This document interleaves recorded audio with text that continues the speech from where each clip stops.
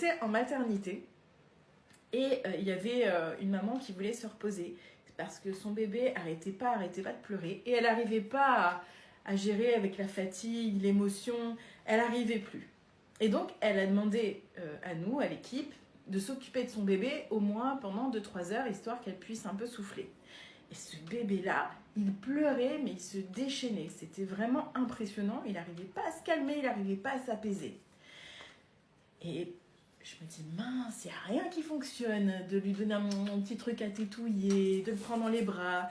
Le mettre bébé sur l'avant-bras, là, le ventre sur l'avant-bras, ça les soulage normalement beaucoup. Rien à faire. Marcher avec. Non, toujours pas. Rien. Et à un moment donné, j'ai une auxiliaire puère qui était avec moi. Elle dit, oh, Aurélie, écoute, je vais mettre juste un peu de musique là. Je dis, bah ok. Et elle commence à regarder les différentes stations.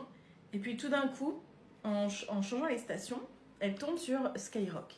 Et là, tout d'un coup, le bébé, plus rien. Il se calme.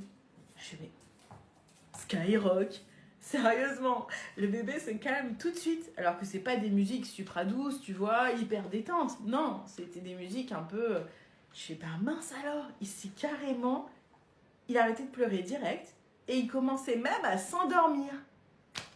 J'étais là, je fais, mais waouh, une dinguerie. Du coup, quand on l'a rendu à la maman, elle a pu du coup bien dormir parce que le bébé s'est endormi. Et elle nous a avoué qu'elle avait écouté Skyrock toute sa grossesse.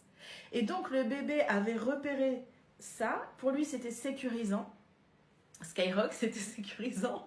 Et donc du coup, le fait de à nouveau entendre, il s'est rappelé en fait le moment où il était bien dans le ventre, en sécurité, lové. Et du coup, ça l'a apaisé.